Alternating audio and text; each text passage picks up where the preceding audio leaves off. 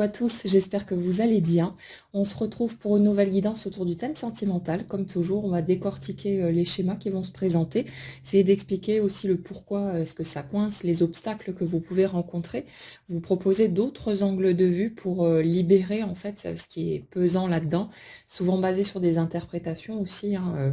qu'on fait en fonction de nos peurs, de nos limites, de certaines croyances. Donc prenez pour chacun ce qui vous parle, ce qui résonne pour vous. Faites votre tri, c'est important, ce n'est pas une guidance personnelle, donc c'est normal que ce soit pas le descriptif détaillé de l'histoire de chacun d'entre vous. Donc c'est à vous de faire votre petit ménage là-dedans et de prendre seulement ce qui vous est utile, ce qui peut vous aider, vous faire du bien, et de laisser tranquillement le reste de côté.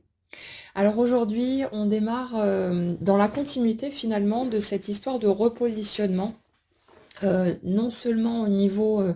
familial, mais aussi au niveau plus global. Si vous voulez, la première notion qui ressort aujourd'hui,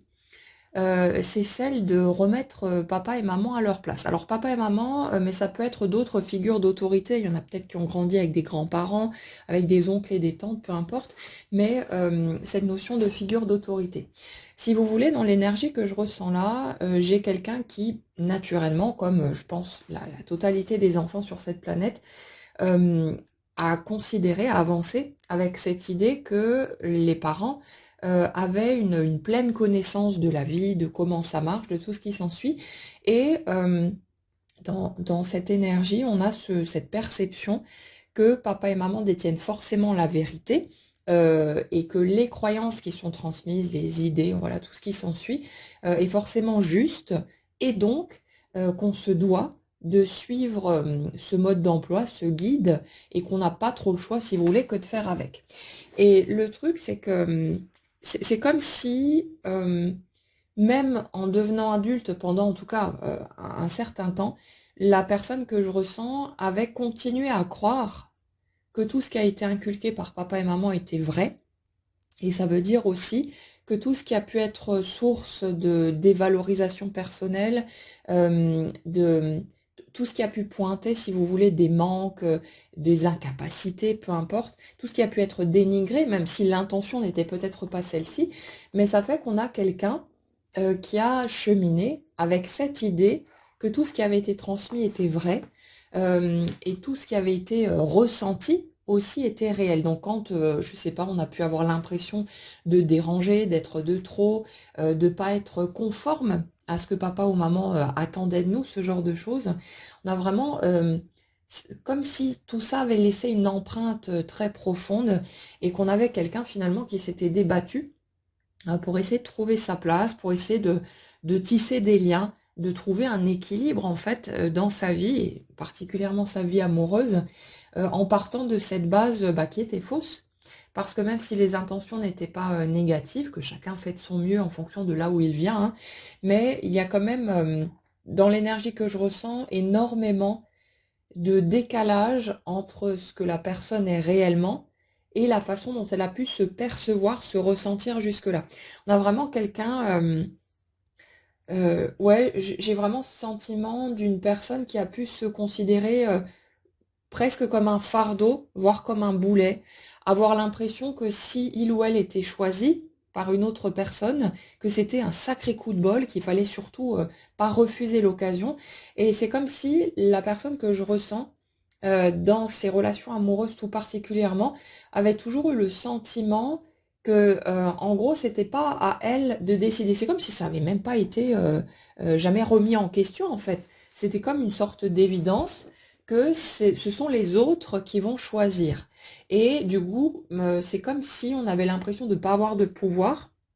et d'être dépendant quelque part du bon vouloir de la personne en face. Donc en gros, quand on rencontre quelqu'un qui nous plaît, si cette personne jette son dévolu sur nous, eh ben super, on est des grands chanceux, mais autrement, c'est comme s'il n'y avait pas d'autres options possibles. Comme si nous, en fait, on ne pouvait pas actionner le levier directement, ouvrir des portes, tenter notre chance, qu'il y avait vraiment cette option qui était carrément exclue du tableau et qui est un vrai décalage, puisque de toute façon, ça se fait à deux, et c'est pas une question de certains restent posés là tranquilles en attendant de devenir l'élu d'une autre personne. Vous voyez un peu le truc, mais dans l'énergie que je ressens, j'ai vraiment ça, cette sensation qu'il fallait en gros attendre attendre ce moment où on aurait peut-être de la chance enfin de tomber sur la bonne personne, sur quelqu'un qui voudrait bien de nous. En gros, c'est cette énergie-là que je ressens. Et une personne qui avait vraiment un regard sur elle-même très négatif en fait. Comme s'il y avait eu des couches et des couches de dénigrement, de tout ce que vous voulez, de dévalorisation, une inconscience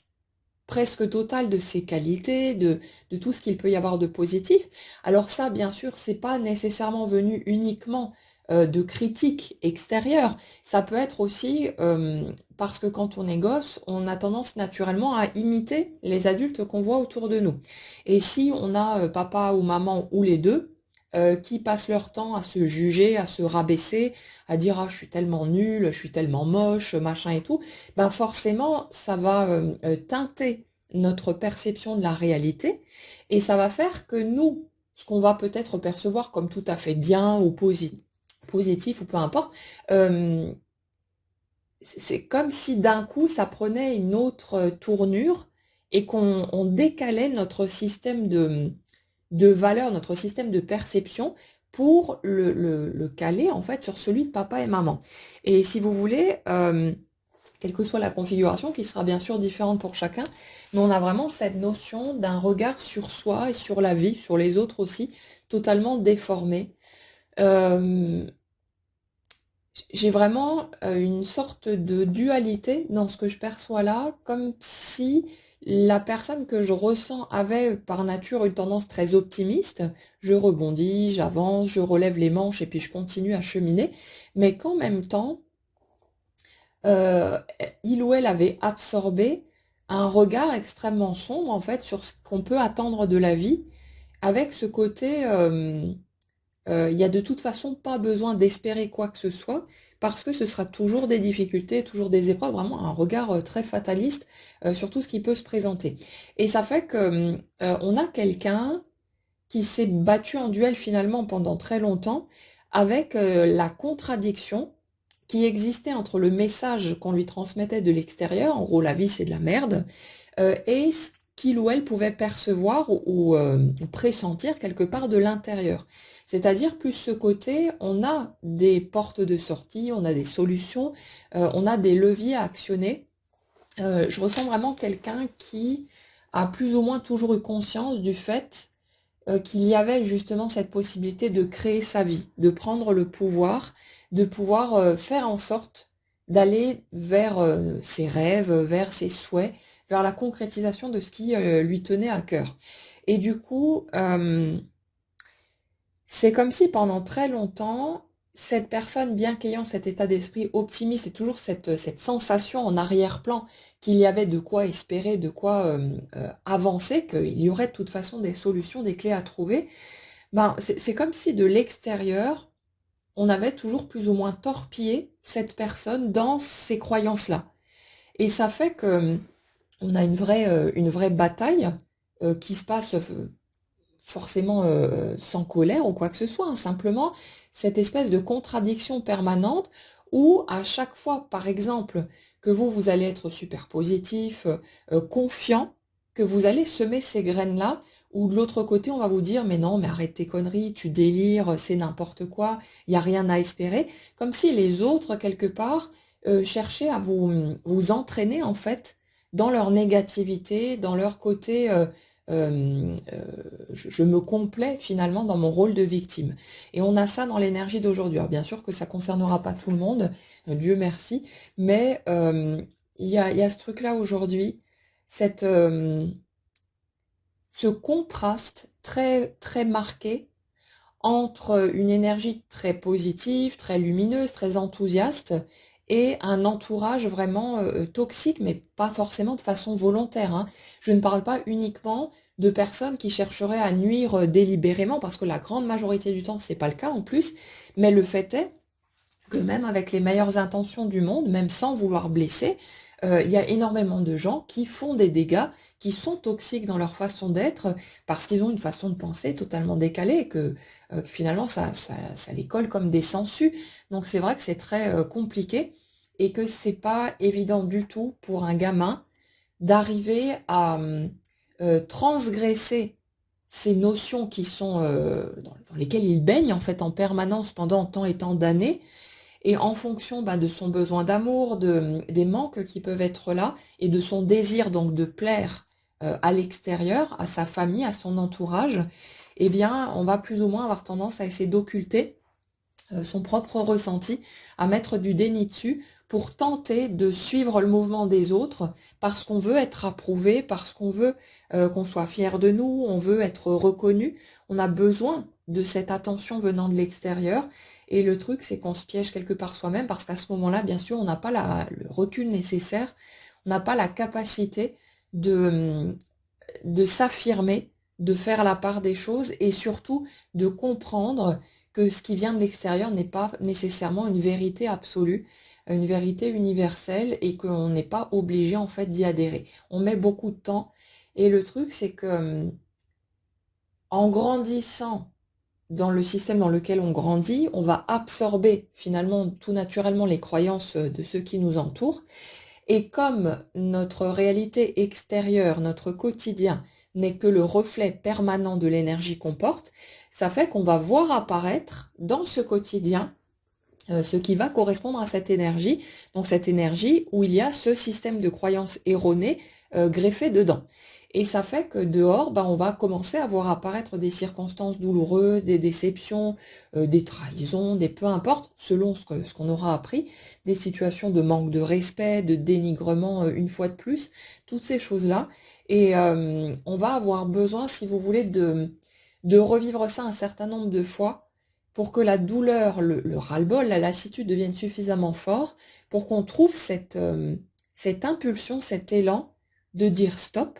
de commencer à poser nos limites, de nous rendre compte que c'est pas normal, surtout que tout au long de notre vie, on va avoir l'occasion d'observer aussi des personnes qui fonctionnent différemment, de voir qu'il y en a qui n'ont pas grandi dans ces circonstances-là, qui n'ont pas ce regard sur la vie, qui ne vivent pas ces expériences. Donc forcément, à un moment ou à un autre, on commence à remettre en question tout ça et à se demander mais qu'est-ce qui se passe? Pourquoi est-ce que les choses sont comme ça? Est-ce que c'est vraiment normal? Est-ce que c'est vraiment comme ça pour tout le monde? Et on se met à creuser, à chercher des réponses, à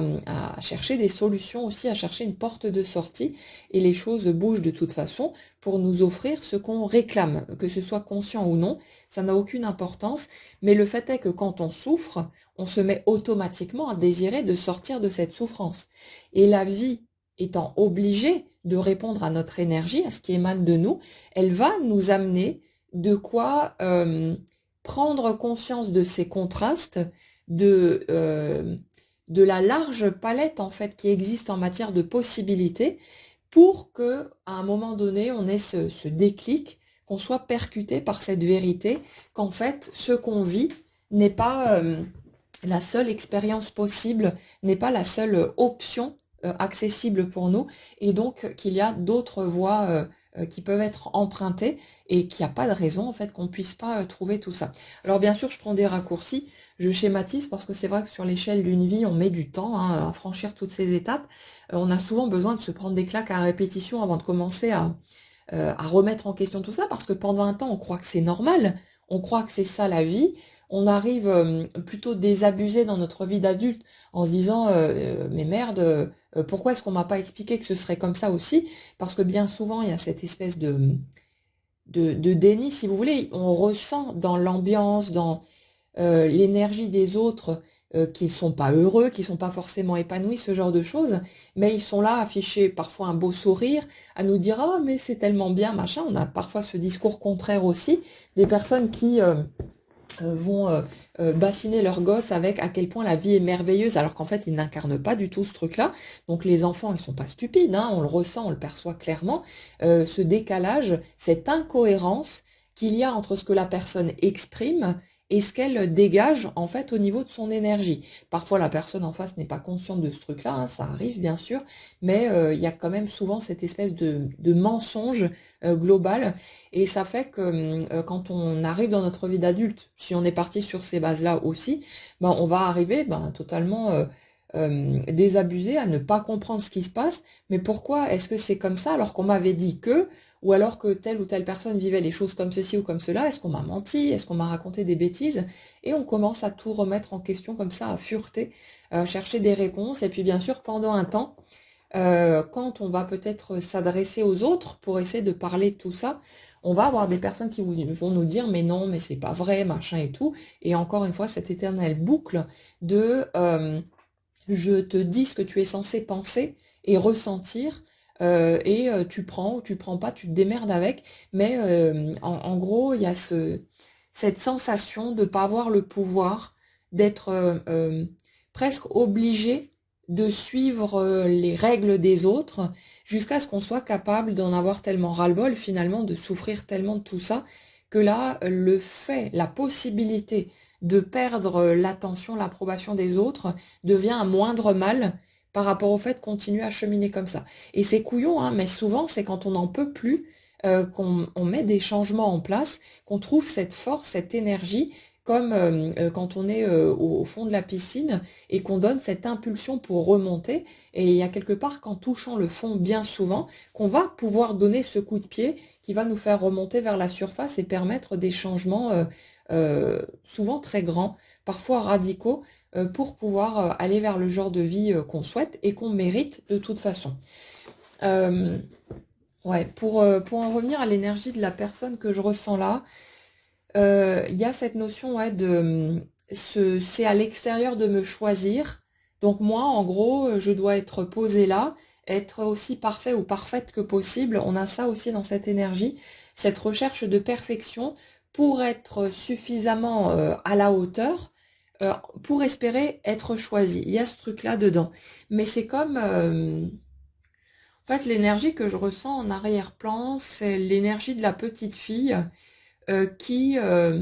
va bien se coiffer, mettre ses vêtements bien comme il faut, pas faire de bêtises, pas faire trop de bruit, pas déranger, pour essayer de voir un peu de fierté ou d'approbation dans le regard de papa. Alors je donne l'image père-fille, mais ça pourrait évidemment s'appliquer si vous êtes un homme et que vous avez pu ressentir ce type d'énergie. Mais là, c'est l'énergie que je perçois, est plus féminine. Donc après, voilà, vous adaptez à votre situation évidemment. Mais on a ça, ce côté, je me tiens bien comme il faut. Je fais en sorte d'être très observatrice, de regarder comment les autres fonctionnent pour essayer d'anticiper leurs attentes, leurs souhaits et tenter d'aller dans leur sens pour obtenir leur approbation, leur affection, leur amour. Et je reste comme ça dans cette espèce de cadre rigide, de bulle, où finalement on se coupe totalement ou en très grande partie de tout ce qui est spontané, de tout ce qui est enfantin aussi. Et ça fait qu'on a un mini-adulte très sérieux, très responsable, qui veut tout faire comme les grands, mais qui quelque part n'est pas en train de vivre sa vie d'enfant, qui n'est pas en train de s'amuser, de faire des petites bêtises, voilà, de jouer en toute insouciance. Là, dans l'énergie que je ressens, j'ai vraiment quelqu'un qui, très tôt, a commencé à se couper en fait de tout ça pour pouvoir rentrer dans les cases de ce qui semblait convenable, pour ne pas déranger, pour ne pas perturber, pour ne pas être un fardeau. Euh, j'ai l'impression de quelqu'un qui a pu avoir voire les deux parents, soit dans des états dépressifs ou ce genre de trucs très au fond, comme si en percevant inconsciemment cette lourdeur, si vous voulez, dans l'état d'esprit, on avait un enfant qui avait cherché presque à s'effacer pour ne pas déranger et laisser l'adulte cuver son chagrin, ou voilà, peu importe. Mais on a vraiment ça, euh, un gosse qui a pu sacrément manquer finalement d'affection, de rire, de partage, de tout ce qu'on a besoin pour se construire, pour se sentir nourri, et du coup qui a cherché à se suradapter quelque part en permanence, et qui a fait ça tout au long de sa vie. Et le truc, c'est que il y a vraiment cette sensation quelque part de caméléon qu'on retrouve souvent de toute façon chez les hypersensibles, mais ce côté Ce côté, je sais pas qui je suis. Comme si on arrivait à l'âge adulte, en s'étant tellement tordu dans tous les sens, qu'on n'arrive plus à définir en fait qui on est. Qu'est-ce qui est spontané, qu'est-ce que j'aime moi, ou qu'est-ce que je n'aime pas, quelles sont mes aspirations, mes goûts, comme si à force d'absorber les attentes des autres et d'essayer de s'y conformer, d'essayer de se formater pour s'adapter finalement au système extérieur, qu'on avait quelqu'un qui s'était totalement perdu là-dedans et qui avait, je dirais, plus ou moins cherché à rentrer dans cette petite comédie de je vois que les gens jouent à se mettre en couple, à fonder des familles, à trouver un travail comme ceci et comme cela, et comme si on avait quelqu'un qui avait tenté de suivre ces voies-là sans se demander finalement si ça lui convenait ou pas, en tout cas pas avant très longtemps, et avec ce truc de tout le monde fait ça, donc je suis le mouvement, je vais me mettre là-dedans, je vais essayer de faire ça. Mais le truc, c'est que dans l'énergie que je ressens, j'ai l'impression de quelqu'un euh, qui a pu avoir un mal fou à trouver de la joie dans un premier temps dans ses expériences, dans ses relations aussi, et comme si on avait quelqu'un qui se sentait toujours à côté, qui quelque part cherchait son bonheur, qui se disait bon les autres ils ont l'air d'être contents avec les expériences qu'ils vivent, donc logiquement si je vis ce type d'expérience je devrais aussi être heureux ou heureuse. Mais j'ai l'impression de quelqu'un qui a pu naviguer d'une expérience à une autre en cherchant ce côté magique, ces étincelles, ce feu intérieur, ce côté passionnant, mais qui ne l'a pas trouvé au fur et à mesure qu'il ou elle cheminait pour expérimenter ce que les autres autour expérimentaient de manière générale. Et ça fait que forcément, à un moment donné, il y a cette remise en question qui se fait. Pour ceux qui ont entendu un discours du type la vie c'est de la merde, ça vient bien valider l'idée en fait, hein. On se dit finalement ça sert à quoi? Ça sert à quoi d'être là, de surmonter les épreuves, de relever des défis, puisque de toute façon, il n'y a rien de plus à en tirer. Donc on a cette espèce de sentiment de vide, de sentiment de creux, de quelque chose ouais, qui est terne, qui est fade, qui est sans saveur en fait. Et, euh, et ça fait qu'on a quelqu'un qui a pu chercher à passer d'une expérience à l'autre. Alors pas seulement au niveau amoureux, mais ça peut être au niveau professionnel aussi, hein, un touche-à-tout. Tiens, je vais essayer ce job-là, je vais y passer 3 mois, et puis après je passe à un autre truc, et puis j'essaye encore ça, et puis encore ça. Il y a ce côté refus déjà de se résigner. Donc on a quelqu'un qui, je dirais, rebondit extrêmement bien. J'ai vraiment l'impression d'une personne très déterminée, voire très têtue, mais avec ce côté, je ne vais pas me laisser abattre, je vais continuer à chercher. Et c'est comme si au fil du temps, au fil des contrastes qui ont été observés, donc le fait de se rendre compte que d'autres personnes vivaient des choses différemment et que le modèle de base n'était peut-être pas un absolu finalement, c'est comme si on avait quelqu'un qui s'était mis en quête du Saint Graal, en quelque sorte, à tout point de vue, avec ce côté, si je vis de la déception, si je vis quelque chose qui ne correspond pas à ce que j'espère, à ce que j'attends, ce à quoi j'aspire, c'est pas grave, je vais encaisser, je vais passer ce truc-là, mais je vais continuer à chercher, je vais continuer à creuser, je vais continuer à essayer de comprendre comment fonctionne la vie, comment ça marche, pour tenter de trouver les leviers à actionner, pour tenter de trouver quelle direction suivre, pour pouvoir atteindre les objectifs qui sont là, les rêves, toutes ces choses-là. Et on a quelqu'un qui a pu déployer énormément d'énergie justement dans une espèce de lutte, parce que pendant un certain temps, ça a vraiment été vécu comme une bataille constante, comme si on avait quelqu'un qui, malgré la douleur, malgré les souffrances, refusait en fait son émotionnel, refusait de rentrer dans ses émotions. C'est en mode non, c'est pas grave, ça me fait mal, mais je m'en fous, je me blinde, je me braque, je me verrouille pour pouvoir continuer à avancer, pour rester dans ce côté je fonce dans le tas, j'ouvre des portes et je finirai par trouver de toute façon. C'est vraiment, il y a ce côté je lâche rien. Je ne peux pas lâcher parce que sinon ça me reviendrait à admettre que l'image qu'on m'a donnée de la vie est réelle. Et du coup, bah, c'est juste voilà, le trou noir assuré. Donc, c'est juste pas possible. Et donc, on a quelqu'un qui... c'est comme une sorte de fuite permanente au niveau des émotions, pendant en tout cas un certain temps, pendant de nombreuses années certainement, parce que si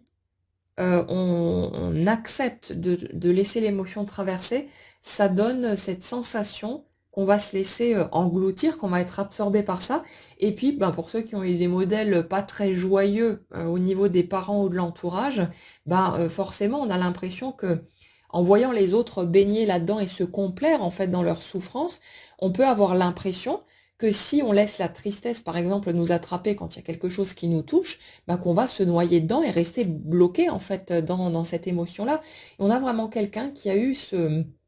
cette trouille-là, en fait, cette peur, cette association d'idées que les émotions comme la tristesse ou la colère, même ces choses-là, étaient dangereuses quelque part parce que si on se laissait attraper, ben, on allait rester coincé dedans ou peut-être faire du mal aussi pour l'émotion de la colère. Imaginez si vous avez un parent qui est très impulsif, qui comme ça est super agréable, super gentil, machin et tout, et d'un coup il se passe un truc, peut-être plus ou moins anodin, et l'autre se met à péter un plomb, à vous hurler dessus ou à vous frapper, voilà, peu importe. Mais c'est très perturbant pour un enfant, parce qu'en fait, la personne qui est censée le sécuriser, le rassurer, le protéger, est instable et est capable d'exploser comme ça de but en blanc sans forcément qu'il y ait une raison compréhensible, on va dire, pour qu'il y ait une telle réaction. Donc il y a ce côté-là aussi qui fait qu'on peut interpréter les choses en pensant que la colère, c'est quelque chose de néfaste parce que ça fait du mal, que ce soit psychologiquement ou physiquement. Et donc, il y a cette interdiction, en tout cas dans l'énergie que je ressens, on est là-dessus, cette interdiction à l'émotion. Et c'est marrant parce que, enfin marrant, pas drôle, hein, mais c'est particulier parce que j'ai vraiment l'énergie d'une personne qui à la fois a pu s'interdire la tristesse, et en même temps la colère. Donc c'est quelqu'un qui se verrouille, mais totalement au niveau de ses émotions, parce que probablement il ou elle a eu des modèles qui lui ont fait penser qu'il fallait ni être triste ni être en colère. Et c'est comme si on avait quelqu'un qui avait commencé à se construire en cherchant à se blinder au maximum de son émotionnel, en cherchant à se protéger de ce qui pouvait se passer à l'intérieur pour commencer à tout contrôler. Et on arrive avec des personnes qui sont méga carapacées et qui finissent par ne plus rien ressentir, en plus, à force de se blinder. Alors évidemment, le système de la vie fait que tout s'auto-régule en permanence. Et ça fait que quand on est dans ce type de problématique, on va toujours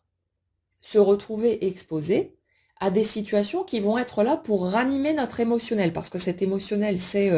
notre point d'ancrage, on en a besoin pour être équilibré. Les émotions, elles sont là pour nous réparer quelque part, hein, pour permettre à notre système de tenir la route. Et ça fait que quand on les bloque, quand on les refuse, elles sont obligées de venir nous chercher et de plus en plus fort jusqu'à ce qu'on se laisse attraper. Et c'est comme ça, quelque part, qu'on arrive à des situations avec des personnes qui vont enchaîner des situations douloureuses ou difficiles ou négatives euh, pour créer une voie d'accès, pour que cette personne, quelque part, à un moment donné, elle soit tellement submergée par la puissance de ce qui va venir la chercher, qu'elle n'aura pas d'autre choix que de s'écrouler ou de hurler sa rage ou peu importe. Et pendant un temps, c'est très compliqué quand on est dans ce type de mécanisme, parce qu'il y a ce côté, j'ai pas le droit d'aller par là, je peux pas glisser dans cet émotionnel parce que sinon je vais devenir comme papa ou maman ou autre, et je risque d'aboutir au même résultat, à la même perception de la vie, etc. Et c'est vraiment une sacrée bataille intérieure, une sacrée lutte pour constamment refuser son émotion, essayer de l'esquiver. On a aussi des personnes qui se mettent à essayer d'éviter les situations qui pourraient générer de l'émotionnel. Donc ça peut être des personnes parfois qui se privent d'aller vivre leur vie, de vivre des relations, de saisir les opportunités qui se présentent. Ça peut être au niveau relationnel, mais ça peut être aussi partout ailleurs, mais qui vont carrément s'empêcher de vivre des expériences concrètes et qui vont rester là plutôt à rêver leur vie plutôt d'aller la vivre concrètement pour tenter d'esquiver toute situation qui pourrait générer des émotions qu'on ne pourrait pas contrôler. Quand vous êtes en train d'imaginer quelque chose, quand vous êtes en train de rêvasser, vous pouvez mettre tout ce que vous voulez dans votre rêverie. Parfois, il y a des pensées qui surgissent de nulle part et puis qui vont venir vous déranger, mais vous avez la possibilité de dire stop et d'avoir un certain contrôle là-dessus. Par ailleurs, on est conscient aussi du fait que c'est pas réel, donc il y a ce sentiment de sécurité. Ça fait que dans ce type de fonctionnement, quand on passe son temps à rêver sa vie plutôt que d'aller la vivre vraiment, on peut contrôler ce qui se passe, ce qui ne se passe pas, et la connexion qu'on va avoir avec notre émotionnel. Par contre, quand on va vivre sa vie concrètement, quand on est en interaction avec d'autres personnes, on ne peut pas anticiper, on ne peut pas prévoir, même si on essaye d'être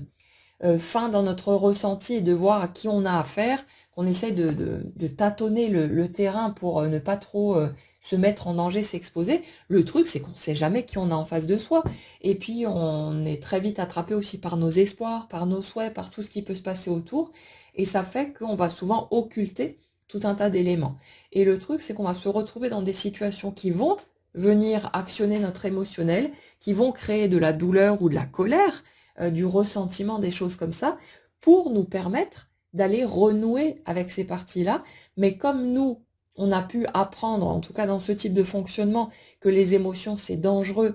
qu'on ne peut pas se laisser aller là-dedans, sinon c'est le gouffre assuré, soit le gouffre de la tristesse, soit le gouffre de la colère, de la frustration. Donc du coup, il y a toute cette bataille, il y a toute cette lutte, et qui fait qu'on se blinde, mais d'une force incroyable, et qu'on se coupe du coup en même temps de tout ce qui peut nous apporter de la joie. Parce que comme je l'explique souvent, les émotions, c'est pas d'un côté les négatives et de l'autre les positives, comme si on pouvait se débarrasser d'une des parties pour ne garder que l'autre. C'est une sphère avec toutes les possibilités émotionnelles renfermées dedans. Et si on choisit de se couper de certaines émotions là-dedans, des négatives, on va refuser le reste de la sphère aussi. C'est indissociable. Si vous ne voulez pas souffrir, si vous ne voulez plus vivre de choses potentiellement douloureuses ou stressantes ou peu importe, vous refusez aussi l'équivalent positif. Et ça fait que c'est comme ça qu'on arrive à des périodes où il se passe rien du tout. On a l'impression d'errer en plein désert et puis on comprend pas pourquoi est-ce que notre vie a l'air d'être sur off. Mais pendant ces périodes-là, ce sont souvent des périodes où on refuse catégoriquement toute possibilité de souffrir à nouveau, ce qui ne nous empêchera pas de souffrir quand même, hein. Mais le truc, c'est qu'on se limite en matière d'expérience parce que si on refuse la possibilité de vivre du lourd, du pesant, du douloureux, on se refuse en même temps les opportunités qui pourraient nous apporter de la joie à la même hauteur et des choses extrêmement grisantes et positives. Et ça fait qu'on a besoin d'un peu de temps pour digérer suffisamment les souffrances qu'on a vécues et aussi pour en avoir suffisamment ras-le-bol de rien vivre pour que la possibilité, parce que ça reste une possibilité, de vivre du douloureux devienne un moindre mal par rapport au fait de rien vivre du tout et d'avoir l'impression d'être un zombie qui est en train de regarder sa vie passer devant lui, lui glisser entre les doigts sans qu'il y participe. Et ça, c'est super frustrant et heureusement, parce que c'est ça qui nous donne à un moment donné l'impulsion pour retourner en expérience et pour arrêter de refuser en fait ce qui peut nous faire peur pendant un certain temps. Donc ouais, on a vraiment ici l'énergie de quelqu'un qui était en total décalage dans sa perception de lui-même ou d'elle-même, sa perception de la vie, sa perception du couple, des autres. C'est comme si tous ces critères, si vous voulez, de définition pour tout, en fait, avaient été totalement déformés en fonction du système familial dans lequel il ou elle a pu grandir. Et ça fait qu'on a quelqu'un qui arrive dans sa vie d'adulte avec, avec ce bagage Et inévitablement, puisque cette personne porte ce système-là, elle voit apparaître les expériences qui correspondent à son système intérieur. Le but n'étant pas de nous faire chier gratuitement, mais de nous donner la possibilité de prendre conscience de ce qui se passe à l'intérieur de nous. Et il n'y a qu'en le voyant apparaître dehors qu'on va en prendre note, qu'on va se rendre compte de ce qui se passe, jusqu'à ce que ça se répète suffisamment pour qu'on commence à se demander, mais comment ça se fait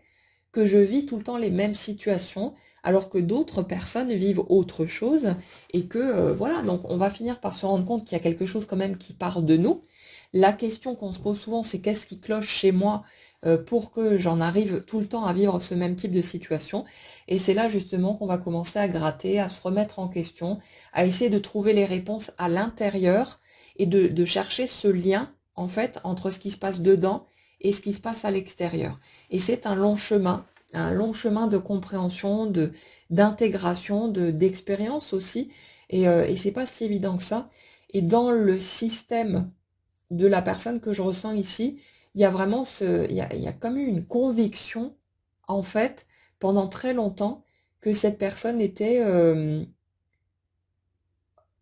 ouais, presque un fardeau, un boulet ou de trop, et qu'en gros, si quelqu'un voulait bien la choisir ou le choisir, ce serait un sacré coup de bol et qu'il faudrait pas cracher dessus, en gros, comme si on s'était retiré la possibilité de choisir soi-même et qu'on était sur des schémas où les personnes ne vont carrément pas se demander est-ce que moi j'ai vraiment envie d'être avec cette personne, comme si quand quelqu'un allait jeter son dévolu sur vous, à partir du moment où la personne vous plaît un minimum, c'est bon, on y va de toute façon. Vous vous posez pas la question, est-ce que l'autre me convient, est-ce que ceci, est-ce que cela. C'est comme si c'était d'office, l'autre choisit, donc j'ai pas trop le choix, j'y vais parce que j'ai du bol et parce que quelqu'un veut bien de moi. Et ça fait que dans ce type de fonctionnement-là, on peut trouver des personnes qui ont vécu des relations de couple extrêmement pesantes ou décevantes ou compliquées, parce que justement, elles arrivent dans une relation qu'elles n'auraient pas choisie si elles avaient été à ce moment-là dans leur pleine intégrité, une pleine conscience en fait de qui elles sont, de ce qu'elles veulent, etc., de leur plein droit aussi à choisir par elles-mêmes. Mais il y a ce côté, bon, ben l'autre voulait bien de moi, l'autre me plaît, donc allez hop, j'y vais, et puis le reste, je fais avec. Et on a des personnes qui ont pu se retrouver dans des couples extrêmement difficiles à vivre, et puis bah, qui forcément vont appuyer sur cette déformation de ce qu'est l'amour, de ce qu'est, on va dire, la normalité en matière de relation, mais en parlant d'équilibre, de bienveillance, de travail d'équipe, quelque part, et des personnes qui ont pu tomber de haut dans leur perception des choses, en ayant ce sentiment que malgré les efforts qu'on peut faire, malgré la détermination qu'on peut avoir à tenter de toujours surmonter les obstacles, à pas se laisser abattre, à réessayer encore et encore quand on se casse la figure, bah, il y a à un moment donné cette espèce d'épuisement, cette espèce de ras-le-bol, de je comprends pas ce qui m'arrive, je comprends pas pourquoi est-ce que je dois vivre ça, est-ce que ça va vraiment toujours être comme ça, et comme une espèce de résignation finalement qui finit par nous tomber dessus en mode mais est-ce que la vie ressemble véritablement à ça? Et le truc c'est que quand on touche le fond, on a besoin à un moment donné que quelque chose se produise pour nous montrer finalement s'il y a réellement une autre possibilité. C'est comme un peu la dernière chance quelque part. Et on se dit, voilà, là, il faut que quelque chose se passe, ça peut pas continuer comme ça. J'ai l'impression de nager en plein cauchemar quelque part, à répéter tout le temps les mêmes situations qui ne sont pas heureuses du tout. Et c'est comme ça aussi que les rencontres marquantes que la plupart d'entre vous avez pu faire sont intervenues. C'est parce que arrivé à ce stade d'incompréhension, de désillusion, de déception par rapport aux expériences que vous avez pu faire, vous aviez absolument besoin que quelque chose se produise pour venir vous redonner de l'espoir, pour venir vous montrer que peut-être il existait effectivement autre chose, qu'on pouvait ressentir des choses magnifiques et trouver cette bienveillance, ce sentiment de connexion, ce sentiment d'être à la maison, en fait, en présence d'un autre. Et le truc, c'est que en même temps, dans ce type de schéma qu'on étudie ici, ben, c'est comme si la souffrance qui avait été accumulée et tout ce blindage qui avait été créé aussi avait fait qu'à ce moment-là, vous ne pouviez pas rentrer dans une telle relation. C'est comme si on vous avait déposé sur un plateau ce à quoi vous avez toujours aspiré, mais qu'en même temps, cette part de vous qui avait été tellement heurtée, blessée par tout ce qui a été traversé, ne pouvait absolument pas plonger comme ça tranquillement dans la relation, comme s'il n'y avait rien eu auparavant. Il y a toutes ces couches de déni, d'émotions qui ont été refoulées, toutes ces blessures qui ont été encaissées, tout ce que vous avez dû traverser, surmonter, qui a besoin d'être rencontré. Et c'est comme si en fait les obstacles, les difficultés, que vous avez pu vivre à travers cette rencontre était venu en fait appuyer exactement où il le fallait, avec la bonne intensité pour que vous n'ayez plus d'autre choix que de lâcher la carapace. C'est comme si en fait en passant par des situations, on va dire anodines ou en tout cas similaires à celles que vous aviez pu vivre par le passé, ça pouvait plus vous toucher, ça pouvait plus vous atteindre parce que vous étiez tellement braqué à refuser finalement de continuer de cette façon-là, qu'il n'y a plus rien qui vous affectait. On vous aurait mis sous le nez quelqu'un qui aurait fonctionné selon les anciens modes de fonctionnement que vous aviez rencontrés, vous l'auriez envoyé paître, vous n'y seriez pas allé de toute façon, donc il n'y avait pas de possibilité d'expérience. La seule option dans ce type de cas de figure qui restait, c'était finalement que ce qui se présente soit tellement intense au niveau de l'émotionnel déclenché, que vous ne vous laisseriez pas d'autre choix parce que vous y verriez l'opportunité tant attendue, espérée peut-être pendant toute une vie, votre fameux Saint Graal, et qu'il fallait choper à tout prix. Donc c'est pour ça que beaucoup d'entre vous ont pu se mettre peut-être parfois dans des situations gênantes ou en tout cas à dépasser votre zone de confort, à aller bien au-delà de vos limites. C'est parce que c'est comme si cette situation vous l'aviez perçu comme votre peut-être seule et unique opportunité d'avancer enfin vers ce à quoi vous aviez toujours aspiré. Et quand vous avez passé votre vie à être déçu, à ne pas être satisfait de ce qui était vécu, à avoir l'impression que ça collait jamais réellement, bah forcément, l'arrivée d'une rencontre de ce type-là, c'est comme un bol d'oxygène, mais immense. On a juste envie de plonger dedans et de plus s'attarder, si vous voulez, sur ce qui était regardé auparavant. Donc c'est normal hein, de se laisser harponner de cette façon-là et de tout faire quelque part pour tenter d'avancer dans cette direction. Mais le truc, c'est que comme votre réalité extérieure est obligée de refléter votre système intérieur, quand vous arrivez face à une telle rencontre, avec toutes les blessures qui sont les vôtres, les croyances limitantes, avec tout ce que vous traînez derrière vous, ben, il y a impérativement des difficultés qui vont surgir pour venir toucher ce qui a besoin d'être touché chez vous. Et le truc, ben, comme dit, c'est que par ce refus de continuer à fonctionner sur les anciens modes et de répéter ces scénarios que vous avez pu traverser, euh, quand vous vous retrouvez face à une telle intensité au niveau des émotions, bah forcément, hein, vous ouvrez tous les canaux d'un coup, toutes vos barrières tombent parce que vous voulez ressentir ça, vous voulez connecter cette énergie. Et ça fait que comme vos barrières sont tombées, bah vous êtes aussi en libre accès pour qu'on vienne toucher vos blessures. Et c'est comme si, quelque part, euh, c'était le seul moyen que votre énergie avait trouvé pour vous permettre d'aller renouer avec le vivant à l'intérieur de vous, pour vous faire sortir de cette espèce de char blindé que vous étiez devenu et pour vous faire renouer avec la vie. Alors évidemment que c'est pas facile du tout. Quand on s'est peut-être barricadé pendant des années pour essayer d'esquiver tout ce qui venait susciter des émotions un peu trop dérangeantes, on a pris l'habitude de vivre du plat quelque part du fade. Et quand on va toucher ben, de l'intensité de haut vol, ça fait une sacrée décharge. Et même si le positif est extrêmement grisant, ben, quand ça part de l'autre côté, quand il y a le moindre petit couac, le moindre petit désaccord ou voilà, ça fait extrêmement mal. Et ça vient soulever en fait tout, je dirais toutes les blessures miroirs en fait que vous avez pu garder dans votre petite réserve et accumulé jusque-là.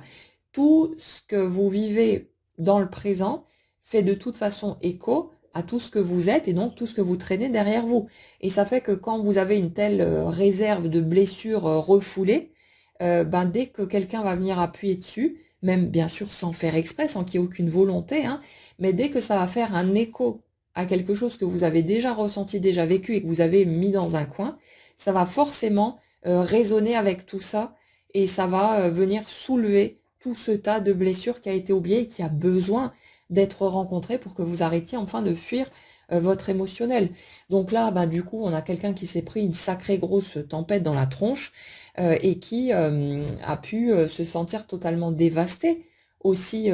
Et c'est particulier parce que le truc, c'est que dans les circonstances concrètes, les, les, les faits en eux-mêmes n'ont pas nécessairement été si graves que ça, aussi problématiques. Et si ça s'était produit, et ça s'est certainement déjà produit avec d'autres personnes, ça ne vous aurait pas affecté de la sorte. Mais là, c'est venu vous affecter parce que vos barrières étaient tombées, parce que le cœur était grand ouvert pour pouvoir aller vers l'autre, et ça fait que vous étiez vulnérable, vous étiez disponible à ce que ça vienne toucher quelque chose à l'intérieur de vous, et ça a permis en fait à votre système de se remettre en marche, certes d'une façon pas confortable du tout, surtout qu'on va lutter, hein. On va lutter comme des forcenés quand on a ces émotions qui commencent à se soulever, on va vraiment refuser en bloc de retourner par là parce que ça fait trop mal, parce que c'est trop violent, mais en même temps, à force de lutter, on finit par être épuisé, par ne plus pouvoir résister, et le truc c'est qu'on a cette intensité émotionnelle, cette connexion avec l'autre, c'est tellement fort qu'on ne veut absolument pas se couper de cette partie-là, mais comme je l'expliquais tout à l'heure, tout est une sphère, le positif comme le négatif, et si vous ne coupez pas d'un côté, vous ne coupez pas de l'autre non plus. Donc ça fait que tant qu'on a cette attraction, ce besoin d'être auprès de l'autre, d'avancer dans cette direction, d'essayer en tout cas d'avancer dans cette direction, on garde cette connexion ouverte parce qu'on veut ressentir toutes ces belles choses et ça fait que c'est ouvert de l'autre côté aussi et ça permet à toutes nos blessures de se remettre en mouvement, de venir nous rencontrer, pas pour nous faire mal gratuitement, mais pour qu'on ait enfin cette possibilité de guérir, de libérer, de soulager tout ce qui a été contenu dans un coin comme dans une cocotte minute pendant si longtemps et qui continue à nous faire du mal puisque notre système produit en permanence les expériences qu'on vit. Tant que ce n'est pas rencontré, tant que ça reste dans un coin enfoui sous des tonnes et des tonnes de déni, vous allez continuer à expérimenter dans la matière les expériences qui vont refléter toute votre énergie, la globalité de ce que vous êtes. C'est pas parce que vous mettez du déni sur quelque chose que ce quelque chose ne va pas apparaître dehors. Au contraire, hein, tout ce qui est inconscient, ça apparaît par l'extérieur pour pouvoir devenir conscient. Et ça fait qu'on a absolument besoin de cette rencontre avec nos blessures pour pouvoir les libérer, pour les réintégrer à notre conscient finalement, et qu'elle n'ait plus besoin du coup de passer par l'extérieur pour venir nous rencontrer. Ce que vous vivez à l'extérieur finalement, c'est votre inconscient. C'est votre inconscient que vous observez autour de vous pour que vous puissiez en prendre connaissance et que vous puissiez le réintégrer à votre conscience et que ça fasse partie de votre tout, que ce soit plus planqué dans un coin, mais que ce soit connu, accepté, que vous puissiez lui ouvrir les bras, que ça vous plaise ou pas, mais c'est je me prends tel que je suis, je prends tout ça avec moi et j'arrête de vouloir rejeter une partie de ce que je suis parce que ça me semble peut-être moins reluisant, je sais pas quoi, mais il y a vraiment tout ça. Et c'est cette réparation quelque part qui s'est faite à travers cet ouragan que vous avez vécu au niveau relationnel. Et c'est aussi ça, cette réparation, ce parcours de guérison qui va vous donner la possibilité d'une manière ou d'une autre de vivre les choses comme vous avez réellement envie de les vivre. Parce que là, c'est pareil, le système continue. Ce que vous vivez à l'extérieur ne fera que refléter votre énergie. Et quand votre énergie a été libérée de tous ces fardeaux planqués dans des coins, bah forcément, ce qui se produit dans la matière est beaucoup plus fluide, beaucoup plus léger, beaucoup plus lumineux. Ça ne veut pas dire qu'il n'y a plus rien, plus de quoi qui arrive nulle part, puisque notre inconscient est vaste, il y aura toujours des éléments qui vont continuer à émerger, à se présenter à nous, mais ça devient quand même beaucoup plus facile, ça devient beaucoup plus léger, et une fois on a vu apparaître, on a réintégré les gros morceaux, il y a quand même un équilibre de plus en plus posé qui s'installe, donc ça en vaut la peine, et les choses ne sont pas là pour rien, mais c'est sûr que ces étapes-là sont très complexes à traverser, sont très douloureuses, mais aussi beaucoup parce qu'on lutte contre au lieu de juste arriver à laisser faire le processus. Mais gardez en vue que votre système intérieur produit ce qui vient à l'extérieur de vous pour que vous puissiez le rencontrer. Et forcément, quand votre système est beaucoup plus tranquille, beaucoup plus posé, parce qu'il n'y a plus tous ces morceaux-là cachés dans des coins, bah, ça fait que l'extérieur suit automatiquement le mouvement et vous présente forcément des états beaucoup plus agréables, beaucoup plus fluides, où tout semble se goupiller à la perfection. Parfois, on manque de visibilité, on ne sait pas du tout où on va mettre les pieds, mais où tout semble se s'imbriquer comme un Tetris, où on mettrait les pièces parfaitement au même endroit, il n'y a plus de trous, il n'y a plus de creux, et tout s'emboîte à la perfection et se suit au fur et à mesure du chemin qui se trace devant nous. Donc, essayez autant que possible de faire confiance au processus. Bien sûr qu'il y a des passages qui sont très difficiles, mais on trouve toujours de l'aide, on trouve toujours d'autres personnes aussi qui traversent les mêmes choses que nous et sur lesquelles on peut s'appuyer. Donc, utilisez les moyens du bord pour faire en sorte que ce soit aussi doux que possible pour vous, mais essayez d'accompagner le mouvement aussi et surtout de garder en vue que c'est pas une punition, c'est pas une privation, c'est pas quoi que ce soit qui est contre nous, mais le système fait en sorte de se réguler par lui-même, c'est automatique. C'est impossible de passer à côté ou de se tromper et de ne pas pouvoir bénéficier de tout ça. Donc, essayez de faire confiance à cette nature dont vous faites partie. On en voit tellement la perfection quand on regarde à l'extérieur, mais nous, on en fait partie aussi. Et notre propre système est parfait, même si on n'est pas forcément d'accord avec la manière dont il fait son job. Mais mine de rien, tout se met en place pour nous emmener vers ce qu'on veut. Et votre énergie est toujours, toujours obligée de suivre votre mouvement intérieur. Donc ne vous inquiétez pas que vous aurez de toute façon toutes les opportunités et situations dont vous avez besoin pour pouvoir vivre ce que vous voulez vraiment. Voilà les amis pour la guidance d'aujourd'hui. J'espère que ça pourra vous aider dans les moments peut-être difficiles que vous traversez ou vous aider à mieux comprendre tout simplement ce que vous avez vécu par le passé. N'hésitez pas, si vous en avez envie, à partager avec nous dans les commentaires ce qui résonne avec votre propre expérience, où vous en êtes dans vos prises de conscience, dans les étapes que vous traversez actuellement, les avancées concrètes qui se font peut-être pour vous également. Je vous souhaite en tout cas un excellent week-end, prenez bien soin de vous et on se retrouve très vite.